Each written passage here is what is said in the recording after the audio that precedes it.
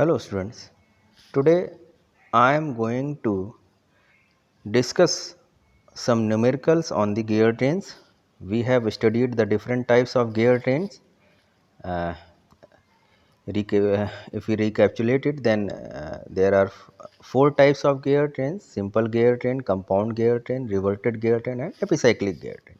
So there are some numerical that we are going to discuss today. So let's read out the first numerical. The speed ratio of the reverted gear train as shown in figure is to be 12. The module pitch of gears A and B is 3.125 and of gears C and D is 2.5. Calculate the suitable numbers of teeth for the gears. No gear is to have less than 24 teeth.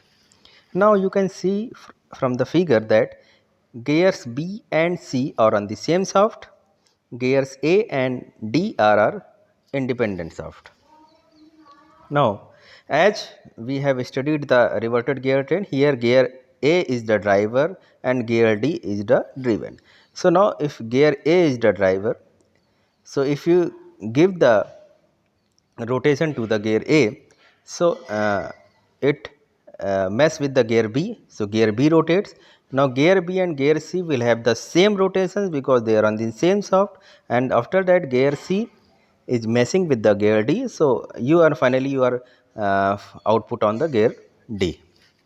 So now here what you have given, you have given the speed ratio of the reverted. The speed ratio means you have given the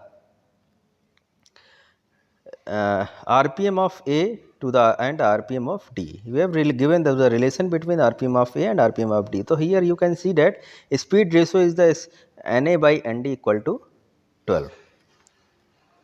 Okay. Now from the uh, gear train you can see that NA by ND equal to NA by NB into NC by ND. NA by NB, it means that it is the gear ratio between A and B, and C and D is the gear ratio of C and D. As we have discussed this before, so you can write NA by ND equal to NA by into NC into NC by ND. Now NA by ND equal to NA by NB into NC by ND, there is some manipulation in that.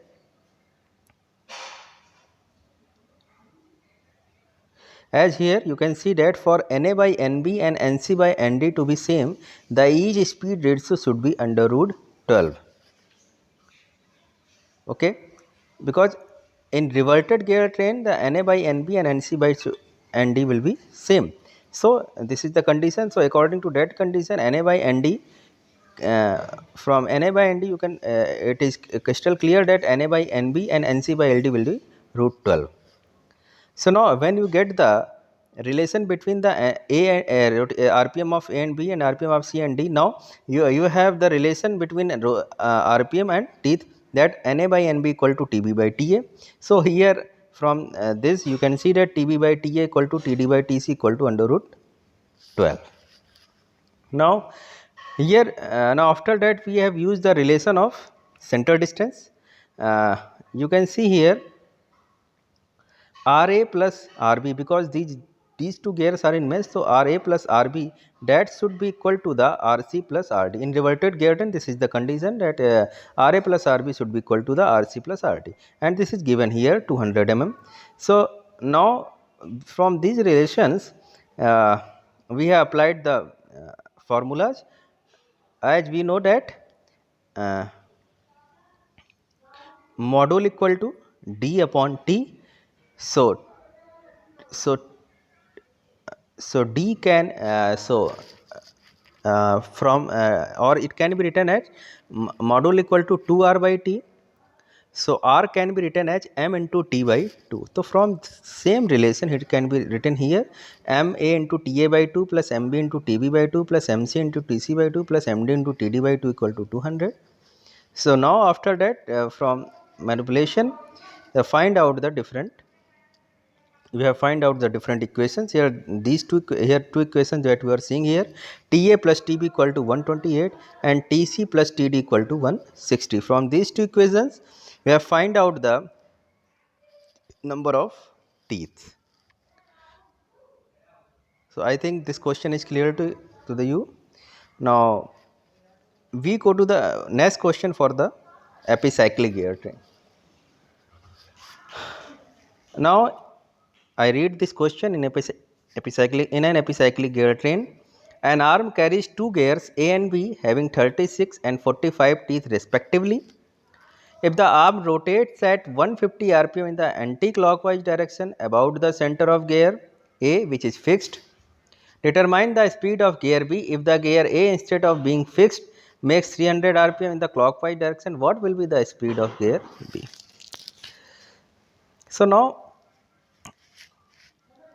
from the diagram you can see that there are two gear inmates A and B and the arm is C. Okay. So he has given the number of teeth of gear A and B, that 36 and 45. Now if the he also given the rotation of arm, that the arm rotates at 150 rpm in anti-clockwise direction. One thing should be noted here, we have to use the sign plus or minus according to the rotation, and we have used plus sign for the anti-clockwise and minus sign for the clockwise. So please, you should be cautious using the sign here. So here given the rotation of arm, that is plus 150 rpm anti-clockwise direction when gear A is fixed, then you have to find out the speed of gear B. Now second part is that the gear A, instead of being fixed, makes 300 rpm in the clockwise direction. What will be the speed of gear B? So we start with the one by one. So as we have discussed the table for epicyclic gear, so this is the table that you are seeing here. This is the table. So in the first step, we fix the arm and we give the rotation to any convenient gear. So is so here the first step is written, arm is fixed, and here the convenient gear is taken as A. So here gear A is rotates plus 1 revolution in anti-clockwise direction. Plus means is anti-clockwise direction. Now arm C is fixed, so the rotation of arm C is 0, rotation of arm gear A is plus 1, and rotation of gear B from the relation Na by Nb equal to Tb by Ta. So from this Nb equal to Ta by Tb, but if A is rotating in anti-clockwise direction, B will rotate in clockwise direction, so it will take it at minus sign, so that will be minus Ta by Tb. Now in the second part, what will we do? We will give the plus x rotation to the same gear, that is plus x rotation to the plus x rotation to the A gear. So when we give the plus x rotation, it is multiplied by the values. So still arm C is fixed, so it will be 0, gear A will be plus x, gear will be minus x, Ta by Tb. Now in the third part, what will we do? In third part, we will give rotation to the arm, and we will here we are giving plus y rotation to the arm. So when we will plus y rotation to the arm, then it will be add to the every element.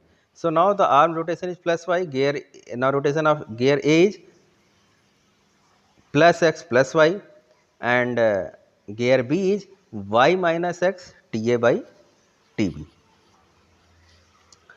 So now we start the first part, that speed of gear B when A is fixed. So when gear A is fixed, it means the value, what is the rotation of gear A, that is plus x plus y. So this plus x plus y equal to 0. So here you can see it is written as x plus y equal to 0. So here x equal, you can find the value of x and y.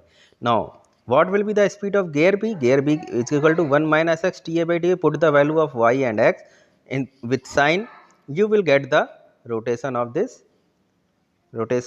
B. So here this is the some manipulation is given here, and you are getting the 270 rpm of rotation of gear B. Now we go for the second part. So second part says that speed of gear B when gear A makes 300 rpm clockwise.